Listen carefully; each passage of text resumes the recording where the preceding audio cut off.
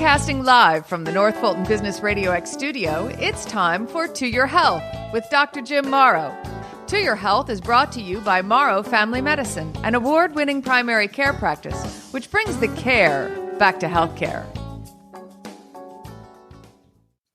Hello and welcome to what I think is episode 73 of To Your Health with Dr. Jim Morrow. I am Jim Morrow. I'm a family doctor in North Georgia with what was Morrow Family Medicine in Cumming and Milton, Georgia, and now very happy to be part of Village Medical, an ever-growing national primary care group.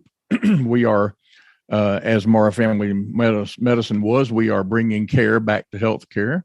And I think if you are an older person, especially if you have been in the hospital, especially, you're going to find that the care that's provided to you and the access and the information provided to you from Village Medical is dramatically different from what any other independent practice could ever offer. My producer, John Ray, is not in his luxurious home studio today. He is in California doing a remote because that's the way he rolls. He's nationwide now, and he's creating podcasts all over the country for folks, and I'm excited to be one of them, even though I'm right here in little old Georgia. And I've been starting the podcast for the last year, I suppose, with usually an update on COVID or something about COVID. And if you're not sick to death of COVID, then you're just not paying attention. But we're in a little bit of a lull right now, kind of the eye of the hurricane, if you will, because I'm sure it's going to be back. But right now, it's not too bad. I'm very happy about that. I've not had to have the argument about the vaccine too many times lately, in large part probably because I'm exhausted from it. And I just kind of say, well, okay. But if you're not vaccinated, I would encourage you to get vaccinated. If you're paying attention to the vaccine, you know that there has been a second booster that's been approved by the FDA for use in America. And the vast majority of you listening do not need that second booster. That's hopefully good news for you. It's good news for me because it's something I don't have to try to corral people to do. But really, if you've had an organ transplant, if you're currently doing chemotherapy, you probably do need that second booster. If you're over 80, you might consider it or have a conversation with your family doctor about it. But it's not an absolute if you're over 80. But that really, it's for people who have a seriously suppressed immune system and a documented suppression of their immune system. So hopefully you're vaccinated. Hopefully you'll get all three. But right now, hang on to that fourth one. Keep that in your pocket. We don't need to do that quite yet. It's hard to imagine the time won't come, but not quite yet. So my efforts to find topics that people might find interesting landed me this week on caffeine. Caffeine is most people's drug of choice, if you think about it that way.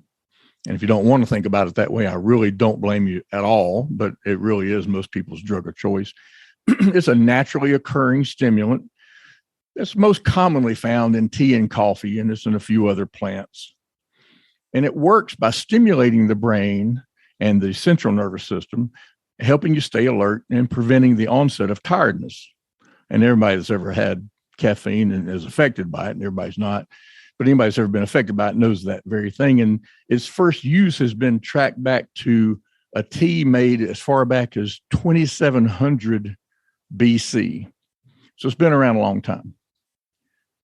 Now, coffee, where most people get, I'm willing to say most people get the majority of their caffeine, was reportedly discovered many, many years after that, after the tea first was, by an Ethiopian shepherd who noticed that his goats had extra energy if they ate coffee beans.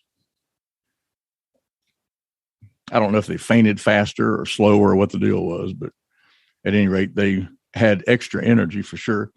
And then caffeinated soft drinks hit the market in the late 1800s. Energy drinks followed not too horribly long after that. And nowadays, 80% of the world's population consumes some sort of caffeinated product every day. And in North America, in adults, that number is as high as 90%. So everybody knows that caffeine kind of pumps you up, kind of gets you going a little bit. Well, how does it work? Well, it gets very quickly absorbed from the gut into the bloodstream. And then it goes to the liver. And in the liver, like many, many things that you put in your body, it gets into the liver and it's broken down into compounds. And these compounds can affect the function of various organs. And the main effect, of course, is on the brain. And its function in the brain is that it blocks the effect of a chemical called adenosine, which is a neurotransmitter that relaxes the brain and makes you feel tired. So if you block that effect, you're not as relaxed and you're not as tired. So normally adenosine levels build up over the day, and that makes sense if you think about it, making you increasingly more tired and causing you to want to go to sleep. And caffeine helps you stay awake by connecting the adenosine receptors in the brain without ever activating them. So they don't get activated. The adenosine doesn't do its job. You don't get tired. And this blocks that effect, leading to reduced tiredness. It may also increase adrenaline levels and also some brain activity of neurotransmitters, dopamine and norepinephrine. Now, if you listened to a podcast early on in the series, talked about depression and dopamine and norepinephrine and so forth. So those are neurochemicals that, when depressed, are important in depression. And if elevated, it can actually stimulate you. So it further stimulates the brain and promotes a state of more alertness, a state of arousal, if you will, and concentration and focus. Because it affects your brain, caffeine is often referred to as a psychoactive drug. Now, I personally don't think that's a great label for it, because it makes it sound like it's a terrible thing, and you're going to learn here in a little bit that I don't necessarily think that's the case. So I'm not crazy about referring to it as a psychoactive drug, although in the technical sense of the word, it really is. And it also works very quickly, and I think most people already know that. So if the amount found in just a cup of coffee can take as short a period of time as 20 minutes to get in the bloodstream and an hour to get through your liver and get broken down and start having these compounds have their effect. So it does not take a long time for it to work. Now, I mentioned that it's in various foods, and caffeine is found in seeds and nuts and leaves of certain plants. And these natural sources are harvested and processed to produce caffeinated foods and beverages, teas, coffee, that kind of thing. So if you look at the different drinks, in most cases, or compounds that have caffeine, if you rank them, espresso has between 240 and 720 milligrams of caffeine in an 8-ounce serving. Now, most people don't do 8 ounces of espresso, but that's still in 8 ounces. All of these are 8 ounces, and espresso is 240 to 720. Coffee is 100 to 200 milligrams. Energy drinks are 50 to 160 milligrams, but they're usually more than 8 ounces. So you get more caffeine in an energy drink. In brewed tea, it's typically between 40 and 120. Soft drinks, really not that much, 20 to 40. Decaffeinated coffee. Now, this is something I didn't know until not too terribly long ago. Decaffeinated coffee is not caffeine-free coffee. It's lower caffeine. It has between 3 and 12 milligrams of caffeine in an 8-ounce serving. Cocoa beverage or hot chocolate, that kind of thing, 2 to 7, and chocolate milk also 2 to 7 milligrams. So espresso, as you'd think, has the most. And energy drinks, by the time you drink the entire drink, are right up there pretty high as well. Now, some foods can also contain caffeine.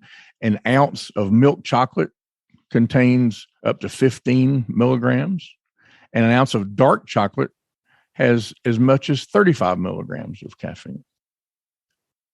And it's also found in some prescription medicines, some over-the-counter medicines, cold, flu, pain medications, that kind of thing. So you have to be very careful if for any reason you're trying to avoid caffeine, because it might be hidden in something that you're just not aware of. Caffeine, I mentioned, helps with focus and concentration. So it can help on your brain function, and it can also help with mood.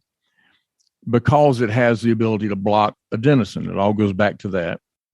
This causes a relative increase in the other molecules. I mentioned dopamine and norepinephrine earlier, those kinds of things. And this change in brain function is thought to benefit your mood and make you sharper, temporarily sharper, but sharper. And one review that I saw reported that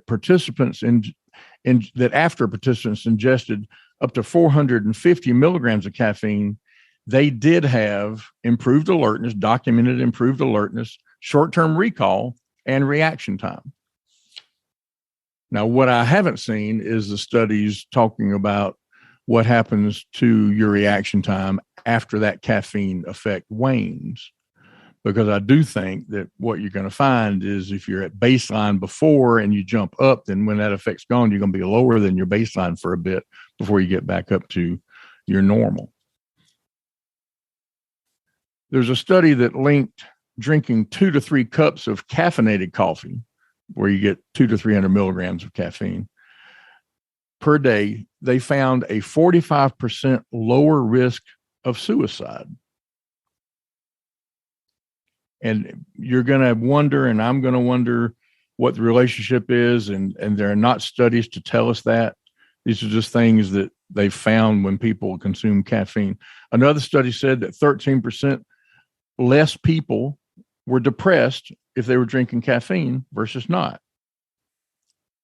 But when it comes to mood, more caffeine is not necessarily better. The second cup of coffee produced no further benefits unless it was consumed 8 hours after the first cup. And that's just rarely the case. So you might benefit some from a cup of coffee, but thinking that you drink the entire pot at one sitting and you do better is not necessarily the case. But speaking of that pot of coffee, if you drink between 3 to 5 cups of coffee a day, or more than 3 cups of tea a day, they've been shown to have reduced rates of Alzheimer's and Parkinson's by up to 60% decrease. So there's always will be, always has been, always will be a world of things we don't understand about the brain. And this brings that out, in my opinion. You know, we know that it stimulates things. We know it makes you a little bit sharper and that kind of thing. But this is, to me, very interesting. But I do not think it's a reason for people to start drinking 3 pots of coffee a day. I'm thrilled with the idea that people might have lower rates, especially of suicide and other things. But it's like everything else, you have to be careful. Because of its ability to stimulate the central nervous system, the brain, caffeine can increase metabolism by up to 11%. And fat burning by up to 13%. So maybe I do want to drink 3 pots of coffee a day. That might make a little bit more sense for me in particular. Practically speaking, though, consuming 300 milligrams of caffeine a day, that's 2 to 3 cups, may allow you to burn an extra 80 calories a day. So it makes sense. And people have always said, you know, they were more active and so forth. If you're more active, you're going to burn more calories. And this just kind of puts a note on that to me, that if you're taking in caffeine, then this is going to increase your focus, your concentration, your alertness, maybe your metabolism, maybe you move around more, maybe you lose a little bit of weight. But at the same time, there's so many other factors involved, maybe you don't. Exercise performance has been increased using caffeine. When it comes to exercise, caffeine can increase the use of fat as fuel. And this is beneficial because it can help the glucose, the sugar that's stored in your muscles, to last longer, because your muscles are going to use either the glucose, the sugar in the food that you take in, or fat stores for energy. And if you can direct them more towards the fat stores, then the energy is going to stay. The sugar is going to stay there longer, giving you more energy for longer from the food that you did eat. It delays the time it takes your muscles to reach exhaustion. And at the same time, caffeine can improve muscle contraction and increased tolerance to fatigue. And I think the increasing tolerance to fatigue goes along with the stimulation effect as well.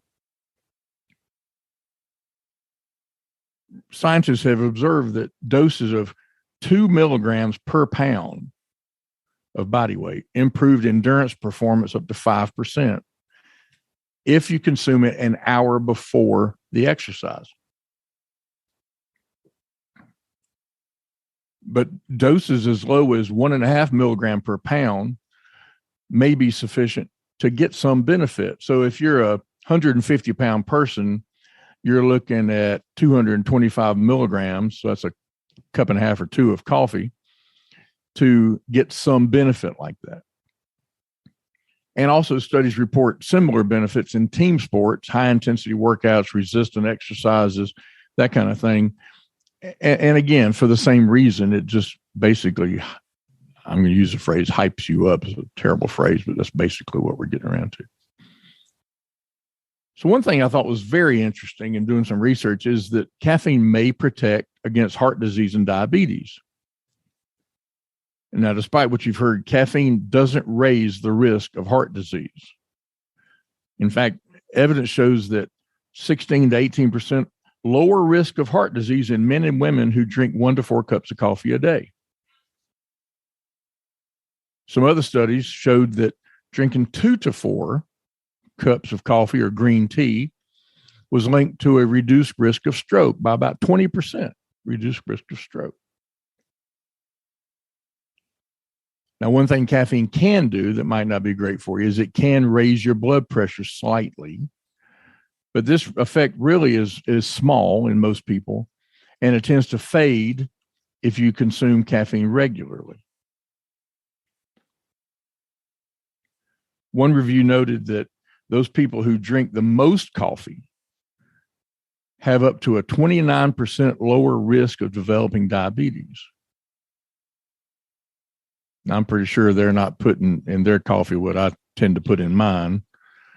But if you're talking about black coffee, that might be very good. And the less bad stuff you put in it, the better it is for you, obviously. But if you can come up with a almost 30% decreased risk of diabetes from drinking coffee, that's pretty impressive, in my opinion, especially where I practice, which is one of the highest diabetes rates in the country. So consuming decaffeinated coffee, I mentioned that it's not caffeine free. Drinking decaf coffee was also linked to a lower risk of diabetes. So the belief is that there's things in coffee that we just are not aware of that are having an impact. The change in diabetes rates was almost the same in coffee with and without caffeine. And again, without caffeine is a nebulous term because it's still got some caffeine in it. So if you look at coffee in particular, not just caffeine, but just talking about coffee, it has other benefits that have been shown. Liver protection. Coffee reduces the risk of liver damage by as much as 84%. It might slow disease progression. It might improve treatment response to people who have a liver disease and lower the risk of premature death. Drinking coffee can decrease the risk of premature death by as much as 30%. And that's especially true if you're a woman or you're a person that has diabetes. So an effect on longevity there. 2 to 4 cups of coffee a day can reduce liver cancer risk, specifically liver cancer risk, by up to 64% and colon cancer risk by 38%. Now, if many of you listening are my patients, and you are, I know for a fact you're going to come in here next time I see you and say, I need to know where they got that data. And this is a culmination or an average of many different studies over time, population health, if you will. Skin protection. This is something you're not going to believe. 4 or more cups of caffeinated coffee a day can lower the risk of skin cancer by 20%. I know I have friends that are going to say that's because you're drinking so much caffeine, you're in the bathroom and you're not outside in the sun. But a 20% lower risk of skin cancer is a big deal. Again, especially in the South. Reducing the risk of MS, multiple sclerosis. Coffee drinkers can have a 30% lower risk of MS. Gout. If you drink 4 cups of coffee a day, you can have a significantly reduced risk of gout. And consuming 3 cups of coffee a day for as few as 3 weeks can increase the amount and the activity of the beneficial bacteria in your gut.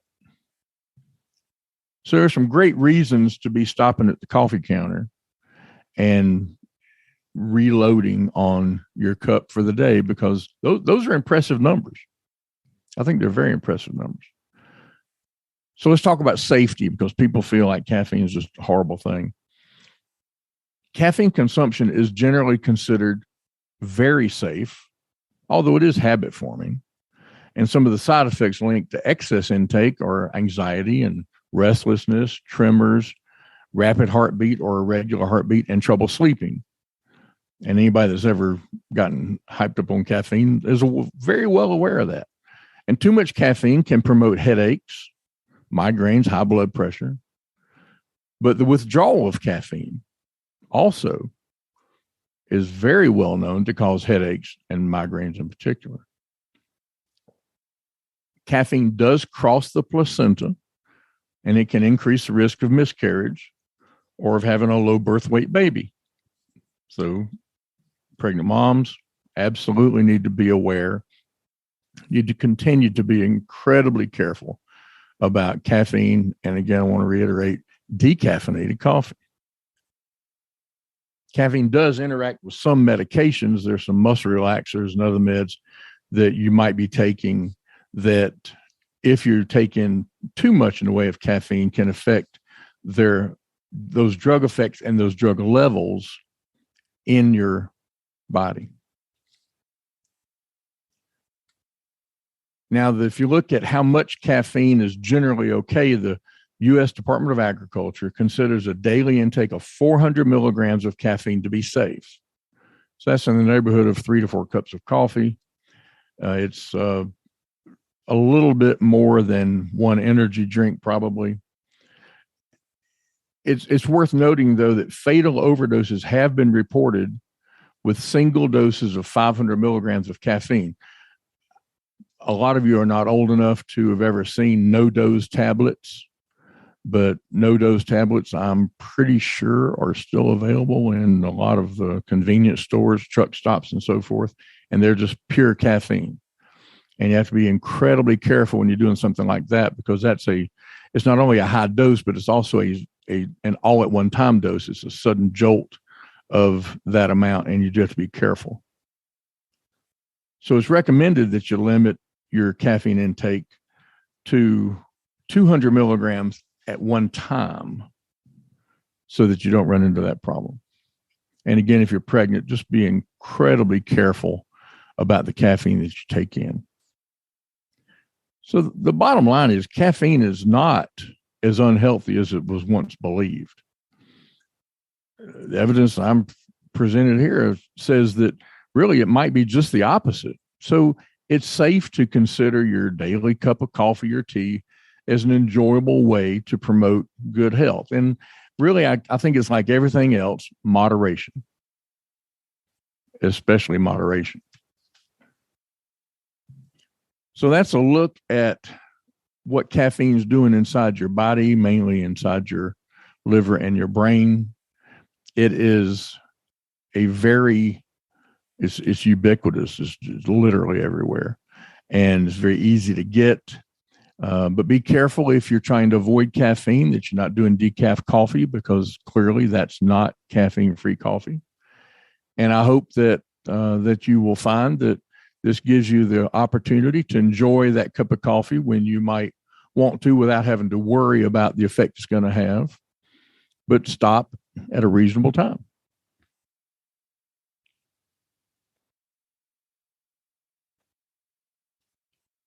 In John's absence, we're not going to have questions today, but he will be back next time. We've got some guests lined up for the next several podcasts or two, and we're going to look forward to having them. But for right now, that is To Your Health.